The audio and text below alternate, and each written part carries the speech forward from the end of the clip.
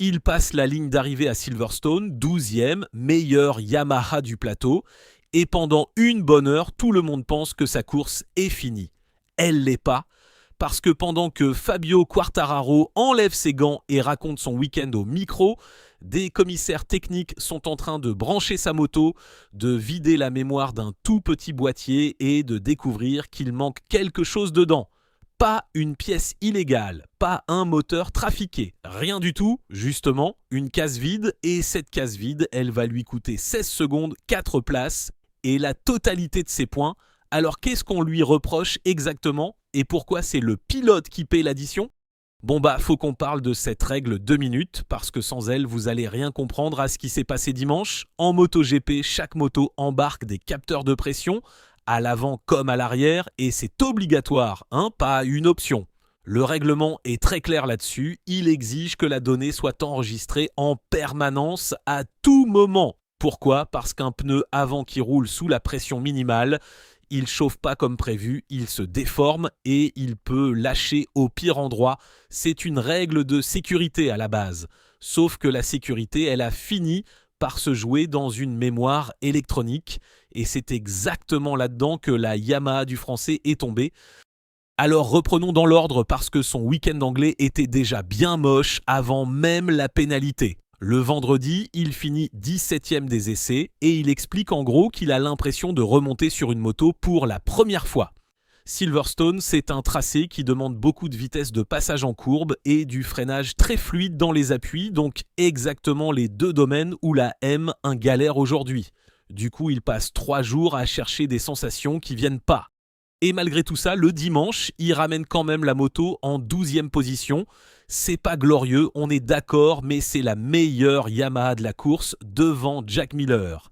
Il prend quelques points, il sauve les meubles, il part faire ses interviews. Pendant ce temps-là, la moto est déjà partie au contrôle technique. Les commissaires branchent le boîtier qui doit enregistrer la pression des pneus. Ils cherchent la courbe du pneu avant sur toute la course et ils tombent sur une ligne plate. Rien. Pas une valeur trop basse, pas une valeur limite, rien du tout. Et personne, ni dans le box, ni sur la moto, s'était aperçu de rien. Alors comment on arrive à un truc pareil ? Je vous lis ce que dit la décision, c'est très sec. Le récepteur embarqué n'était pas correctement configuré pour recevoir les données de pression du capteur avant. En clair, l'identifiant du capteur n'avait pas été enregistré dans la base du récepteur. Le capteur, lui, il était bien là, sur la roue, mais le boîtier qui devait l'écouter écoutait une adresse qui n'existait pas, donc il n'a rien noté.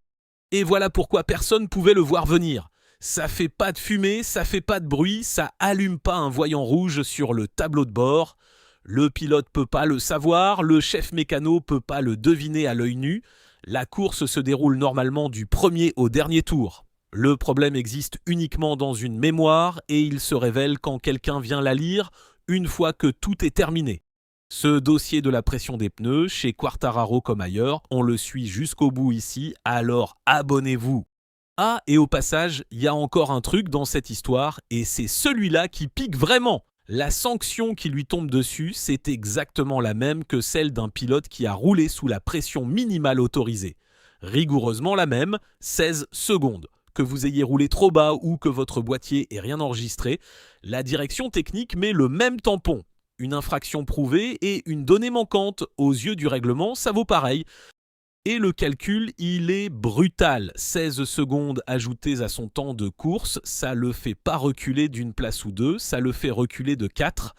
12e, il devient 16e, c'est-à-dire le premier hors des points, c'est-à-dire dernier du Grand Prix. Jack Miller, Pol Espargaro et Toprak Razgatlioglu récupèrent chacun une place et celui qui finit officiellement devant lui, c'est Augusto Fernandez, le pilote essayeur de la marque engagé en wildcard ce week-end pour faire avancer le développement. La meilleure Yamaha de la journée est devenue la dernière moto du classement. Et c'est maintenant que sa phrase d'après-course prend un tout autre poids. Au micro de Canal+, avant même de savoir qu'il allait perdre sa 12e place, il a déclaré « Aucun plaisir aujourd'hui, c'était une question de survie. Alors imaginez le truc 2 secondes. Vous passez 3 jours à vous battre avec une moto qui ne vous répond pas, vous allez chercher un résultat à la pince, vous appelez ça une question de survie, Et 1 heure plus tard, on vous explique que tout ça compte pas à cause d'un identifiant qui manquait dans une base de données. Alors prenons un peu de hauteur parce que cette histoire, elle est quand même plus grosse qu'un dimanche raté à Silverstone. Cette règle de pression, elle est née d'une vraie inquiétude de sécurité et personne conteste ça. Le problème, il n'est pas dans l'intention, il est dans la mécanique de la sanction. Parce que ce qu'on a puni dimanche, c'est pas un pneu dangereux. On ne sait même pas si le pneu avant de la Yamaha était sous la limite. Et c'est bien tout le problème, personne ne peut le dire, ni dans un sens, ni dans l'autre. La donnée n'existe pas. On a donc puni une absence de preuve avec le barème d'une faute prouvée. Et là, vous voyez le renversement. Dans à peu près tous les règlements du sport, c'est à celui qui accuse d'apporter la preuve. Là, c'est l'inverse, c'est à l'équipe de démontrer en permanence qu'elle est en règle et si elle n'y arrive pas, elle est traitée comme si elle avait fauté. On a cru que c'était une histoire de course ratée. En vrai, c'est une histoire de charge de la preuve. Et le vrai sujet, c'est qui porte cette charge parce que le boîtier, c'est pas le pilote qui le configure et la base du récepteur, c'est pas lui qui la remplit. Il y a 0 geste, 0 réglage, 0 trajectoire qu'il aurait pu changer pour éviter ça, mais les 16 secondes, elles tombent sur son classement à lui.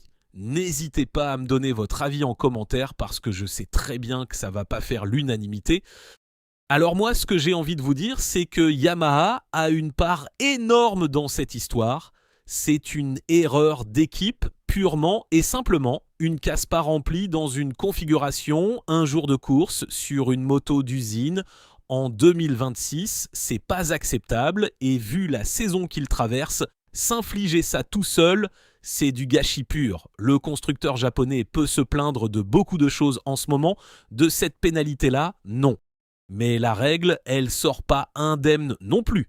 Tant qu'une donnée manquante vaudra exactement le même tarif qu'une pression illégale, on continuera à voir des classements se réécrire 1 heure après le drapeau à damier pour des raisons que le public comprend pas et qu'il peut même pas vérifier. On demande à des gens de regarder une course et après on leur explique que ce qu'ils ont vu compte pas. Le pilote, lui, il repart avec 3 jours de galère, une question de survie et 0 point. Et le seul truc qu'on peut vraiment lui reprocher, c'est d'avoir été assis sur une moto qu'il quitte déjà pour Honda en 2027. J'espère que cette vidéo vous a plu. Et si elle vous a plu, n'hésitez pas à la liker, la partager et lâcher votre avis en commentaire. Et vous, vous êtes plutôt team Yamaha a fauté et doit assumer ou plutôt team cette règle est absurde et il faut la revoir? On se donne donc rendez-vous très vite pour la suite.